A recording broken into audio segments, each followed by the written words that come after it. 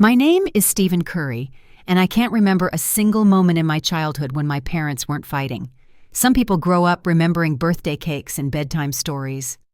Me? I remember shouting, broken dishes, doors slammed so hard they shook the walls. That's what filled our house, noise and fear. Tension so thick, you could practically feel it pressing down on your chest. Even when I was just a little kid, I knew something was seriously wrong. I'd hide under the kitchen table, clutching a teddy bear that had lost an eye years ago, wishing I could disappear. That kind of stuff sticks with you. It buries itself deep. Things exploded when I was 4. One night, I woke up to glass shattering and my mom screaming louder than ever. "That's it, Mark! I've had enough!" she shouted. I remember crawling out of bed in my pajamas and peeking around the hallway corner. Dad's suitcase was already by the door. He didn't say goodbye. He didn't look back, just walked out into the dark. And just like that, my family was ripped in two. It didn't take him long to move on. Within a few months, he was already remarried to some woman named Caroline and living across town. He barely called. On holidays, he'd phone in like he was checking in with a stranger, not his own son. The rest of the year? All I had to remind me he still existed was a monthly check that arrived like clockwork. Alimony, I guess. But it never came with a card, never with a note, just cold, hard money. And my mom, well, she fell apart. Linda Curry, once this vibrant, smiling woman who used to sing while making pancakes, just kind of vanished. What was left was a worn-down single mom who was barely holding it together. She tried to bounce back by throwing herself into her job as a real estate agent, but she was clearly drowning. I could see it in her eyes, this jittery, desperate look that never really went away. When I was 7, she started acting different. Not just sad or stressed, but off. I remember coming home from school one day, and the entire dining table was stacked with books and DVDs. Titles like Day Trading for Dummies and Unlocking Wealth Through Vibration. She clapped her hands together with this wild excitement I didn't recognize. "Stephen," she said, "we're going to be rich. I figured it out." Her eyes were shining, but not in a good way. It was this manic gleam that honestly scared me a little. She spent the next several weeks glued to her laptop, talking to herself about stocks and market trends. She'd forget to pick me up from school. Dinner was an afterthought, frozen waffles if I was lucky. When I asked if we could play or read together like we used to, she'd wave me off. "Not now, sweetie. Mommy's working on our future." But our future didn't look too bright, not at all. By the time I was 8, I'd learned how to make peanut butter sandwiches and boil pasta. I was doing my own laundry and getting myself up for school. I didn't feel like a kid anymore. I felt like someone who'd been left behind. Things really hit the fan when I was 9. Mom barged into my room one morning, eyes wide, hair a mess, and this frantic energy pouring off her. "I'm going to Bali," she said, like it was the most normal thing in the world. "I found a spiritual healer who's going to unlock my luck chakra." I didn't even know what a chakra was, let alone what it meant to unlock one. All I knew was that I was being shipped off to stay with Aunt Rachel, Mom's childhood best friend who lived 2 towns over. Rachel tried. I'll give her that. She packed my lunches, signed me up for summer camp, even took me to the zoo on weekends. But I missed home, even if home had become a broken place. Every time she'd smile and say, "Come on, Stephen, time for arts and crafts," I'd pretend to be excited while secretly wondering what the heck my mom was doing on the other side of the world. When Mom finally came back, she was different. Her smile was bigger, her words faster. She hugged me tight and said things like, "Everything's about to change. I've tapped into the universe." She started buying lottery tickets and scratch cards. When she won $20, we'd get pizza, and she'd act like we hit the jackpot. "See, Stephen, the universe is rewarding us." It didn't last. Small wins turned into big dreams, and then big risks. That's when the casino trips began. The first time she went, she came home at dawn. She smelled like cigarettes and cheap perfume, but she was grinning like she'd just solved world peace. "I won $500, she shouted, tossing a wad of bills on the kitchen table. "We're going to be living in a mansion soon, baby." I forced a smile, but something twisted in my gut. I didn't know a lot, but I knew this wouldn't end well. Sure enough, she started going more often. Sometimes she'd come back happy, rambling about slot machines and lucky numbers, but other times, most times, she'd come back red-eyed and silent, the smell of booze clinging to her like a second skin. One weekend, she disappeared completely. 2 whole days. She left me with a stack of microwave dinners and a serious look in her eyes. "Remember, Stephen, this is our secret. I'm just resting, got it?" I nodded, even though I wanted to scream. When she finally stumbled in on Sunday night, she looked like a ghost. Her clothes were wrinkled, her voice scratchy. "I had bad luck, that's all, but it'll turn around, you'll see." But it didn't. It got worse. She'd slam the front door when she came home, waking me up in the middle of the night. The good nights were quiet. The bad ones? Well, they were happening more and more. The only bright spot in my life was Grandma Elizabeth. She lived in the next state, but she visited whenever she could. Her visits were like oxygen in a house where I was suffocating. But even those visits had their own stress. As soon as we found out she was coming, Mom would go into panic mode. "We have to clean everything, Stephen. Your grandmother can't see this mess." We'd scrub until our fingers ached, hiding everything that hinted at Mom's obsession. The dishes, the ashtrays, the lottery tickets. And then came the lies. "Now remember, sweetheart," Mom would say, staring me dead in the eye, "everything is great. I'm doing fine. We're happy." I'd nod, I'd smile, and when Grandma showed up, I'd pretend. But inside, I was screaming for someone, anyone, to see the truth. The saddest part? Grandma was still sending money. She thought it was going toward my education, for clothes and books and savings. But the moment the check arrived, Mom would cash it and be gone again, chasing that elusive win. And me? I was just trying to stay afloat. By the time I was 11, I had survival down to a science. I knew how to stretch a box of cereal to last a week. I could heat up frozen burritos and make grilled cheese without burning the house down. I even figured out how to wash my clothes in the bathtub when the washing machine broke, which happened more than I'd like to admit. Then came my 12th birthday. I wasn't expecting much, maybe a cupcake or a card, but Grandma Elizabeth surprised me. She showed up with this gift-wrapped box and a big smile. Inside was the coolest smartphone I'd ever seen, the kind all the other kids at school had. I felt like I'd just won the lottery. But that wasn't all. She turned to my mom and said, "Linda, I've opened a college fund for Stephen. It's in your name since he's still a minor, but it's for his future. Just promise me you'll use it wisely." Mom got all teary-eyed, nodding like she'd just been given the keys to heaven. "I swear, Elizabeth, that money will only be for Stephen's education. You have my word." I wanted to believe her, I really did. And for a little while, it seemed like maybe things were going to change. Mom started going to meetings, Gamblers Anonymous. She picked up a couple of real estate clients. I buried myself in school, trying to pretend like I was just a normal kid. But you can only hold your breath for so long. It started with excuses. "I'm just too tired to go to the meeting tonight." Then, "It's been a rough day. I'll go next week." But next week never came. Before I knew it, she was out all night again. And I was back to eating toast for dinner and sleeping with one ear open, waiting for the front door to creak open at 3 a.m. At 13, I was basically raising myself. I knew how to forge Mom's signature for school papers, not because I wanted to, but because I had to. I could whip up a half-decent pasta with just butter and garlic powder. I even figured out how to stretch a $5 bill across 2 days. It wasn't living, it was surviving. High school made it worse. I pulled back from people. Making friends felt pointless. How was I supposed to invite anyone over when I didn't even know if the lights would be on or if Mom would be sober? I tried to open up once. I told this girl in my biology class that my mom had a gambling problem. She just blinked at me like I'd said I lived on Mars. After that, I kept my mouth shut. But inside, I was screaming. At 16, I decided I couldn't take it anymore. I needed a lifeline. So I applied for a job at the coffee shop a few blocks from our apartment. The manager hired me on the spot, probably because they were desperate, not because I was impressive. Still, I clung to that job like it was my ticket out. It became my safe place. For a few hours every day, I wasn't the son of a gambling addict. I was just Stephen, the kid who made decent lattes and showed up on time. And the money? It wasn't much, but it was mine. My secret stash. My escape plan. Then, one night after a long shift, I came home and immediately knew something was off. The front door was unlocked. That was weird. Mom might be careless, but she always locked up.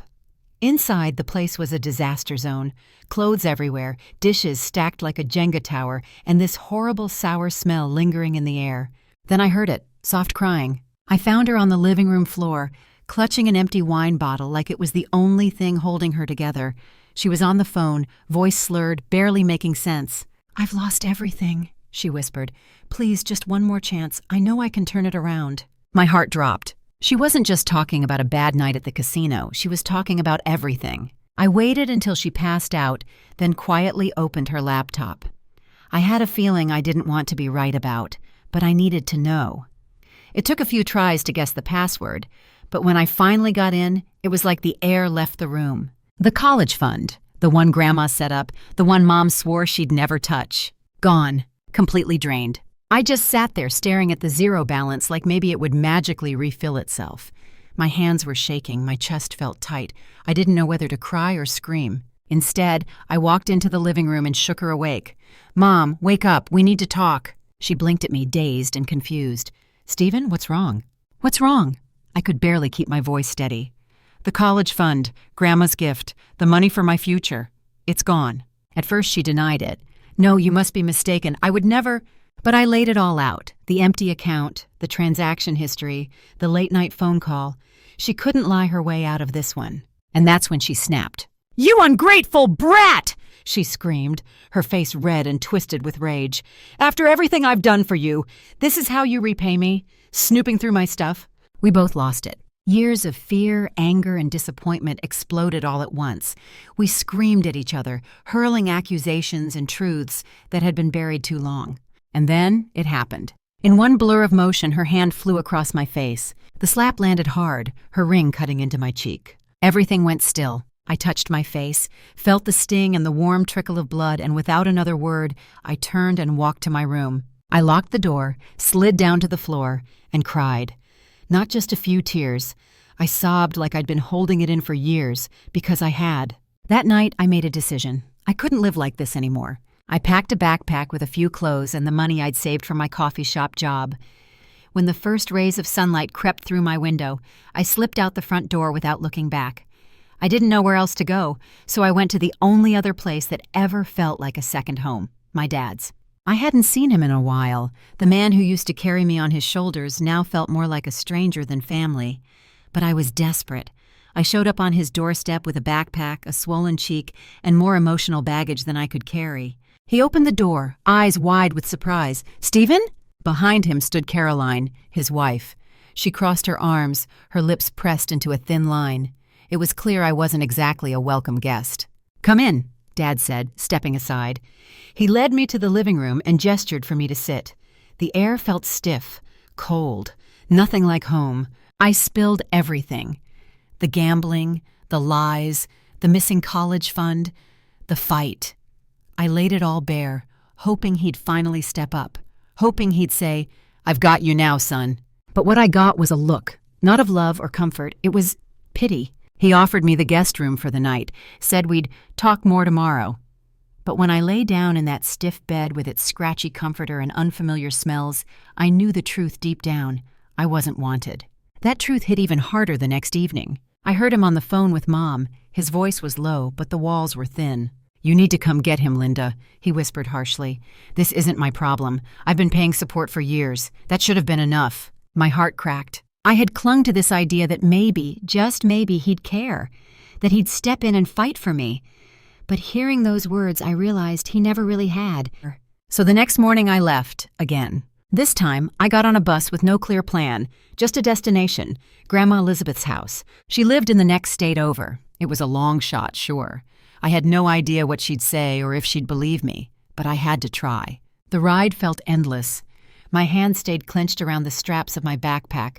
My stomach was in knots. What if she slammed the door in my face?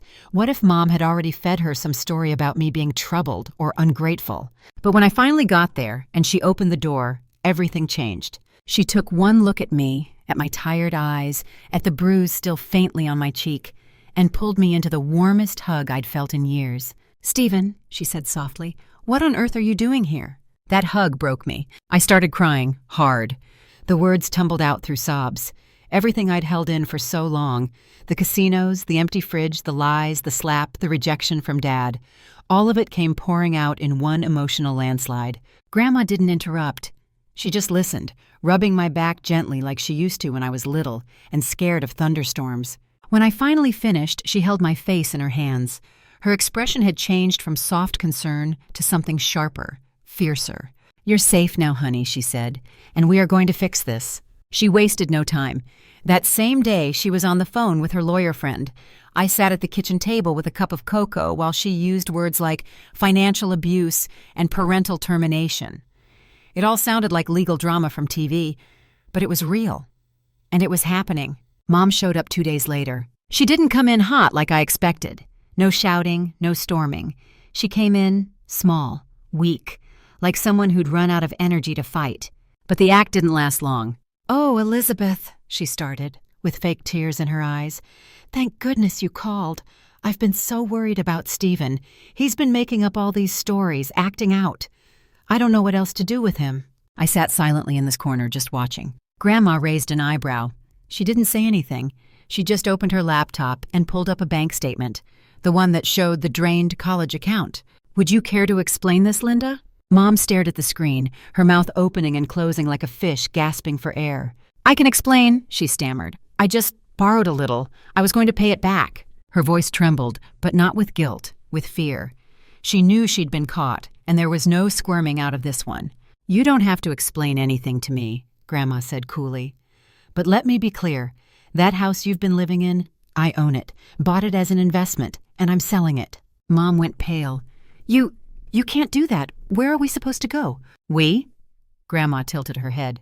"There is no we, Linda. You made that choice a long time ago." She wasn't done. "The money from the sale is going to a new trust, one with legal protections. It'll cover Stephen's education and housing. You don't get to touch a single cent." Mom started crying for real then, but Grandma didn't flinch. "And one more thing, I'm suing for custody." You could have heard a pin drop. The silence was deafening. "Your gambling, your neglect, the physical abuse, it's all grounds, and I will not stand by while you destroy this child's future." It was the first time I'd ever seen Mom truly speechless. She tried to fight back, hired some slick lawyer who painted me as a rebellious teenager and Grandma as a meddling old lady. But the truth has a funny way of shining through, even when people try to bury it. My teachers testified. They talked about my slipping grades, about how I came to school tired and hungry.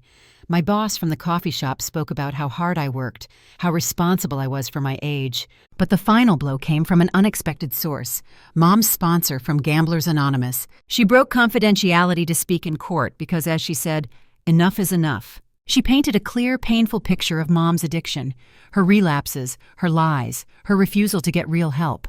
When Mom took the stand, she didn't yell, she didn't deny. She just broke. "I have a problem," she whispered. "I hurt my son. I betrayed him. I don't deserve to be his mother." And for once I believed her. But it was too late. The judge's gavel hit the bench like thunder. In the matter of custody for Stephen Curry, this court rules in favor of Elizabeth Curry. The parental rights of Linda Curry are hereby terminated. Dad didn't even show up. His lawyer submitted a simple statement. Mark Curry will not be contesting Elizabeth's guardianship. Just like that, both my parents had stepped away. Grandma Elizabeth wasn't just talking big when she said she'd fix things. She meant every word. After the custody ruling, she sold the house Mom had been living in and used the money, along with her own savings, to set up a new trust fund for me. But this time, there were no loopholes, no wiggle room. The money was locked in tight, legally protected, ironclad. It could only be used for my college tuition, books, and school expenses. Not even Grandma herself could access it for anything else. I was stunned, not just by the gesture, but by the sense of safety I felt for the first time in years. For once, I didn't have to worry about where my next meal would come from or whether the power would be on when I got home. As high school graduation crept closer, Grandma and I spent our weekends getting ready for my next big chapter. She'd rented a small but cozy apartment near the college I'd been accepted into.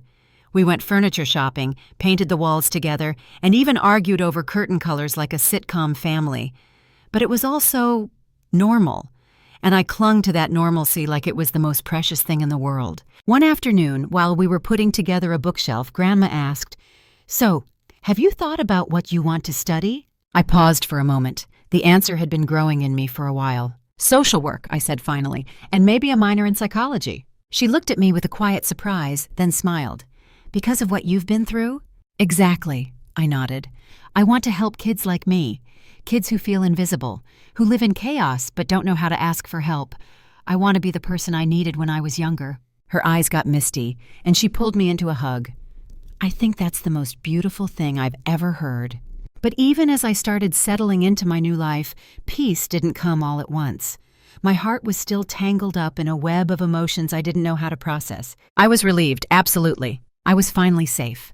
I had food, a roof, support, and a path forward. But I was also angry, furious even, at my mom for letting her addiction come before me, for stealing my future and acting like I was the problem, at my dad for being a ghost, for never trying, for abandoning me both when I was 4 and again when I showed up on his doorstep begging for help. And deep down, I was sad, so incredibly sad.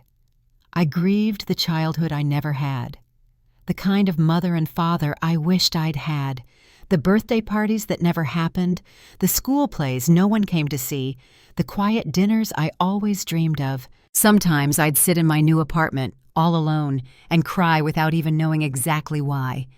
Just this release, this wave of everything I'd been holding back. Grandma noticed. She always did. One evening, she sat down beside me with a mug of tea and said, "Stephen, honey, I think you might benefit from talking to someone, a professional, someone who can help you work through all this." At first, I brushed it off. I wasn't broken. I didn't need therapy. But the more I thought about it, the more I realized she was right. And so I started going. It wasn't easy. Talking to a stranger about stuff you've spent years trying to forget, it's like ripping off a bandage you didn't know was still covering a wound. Some days I left those sessions feeling like my heart had been turned inside out. But it helped. Slowly, I began to understand that it was okay to feel everything I was feeling, that anger wasn't shameful, that sadness didn't make me weak, that forgiving someone didn't mean excusing them, and most importantly, that none of it was my fault. I was a kid who got dealt a rough hand, but I wasn't a victim. I was a survivor, a fighter. One day, after a particularly emotional session, my therapist said, "You know, Stephen, your story is painful, but it's also powerful, and it's yours. You get to decide what comes next." That stuck with me. As I started college, I poured everything into my studies. Psychology and social work came naturally to me, probably because I had lived every chapter of the textbook firsthand. I volunteered at shelters, helped with after-school programs, and mentored other kids who were struggling at home. For the first time in a long time, I felt like I had purpose. I still think about my mom. Last I heard, she was living with a friend in a different city, trying to get clean, again. I don't know if she'll succeed this time.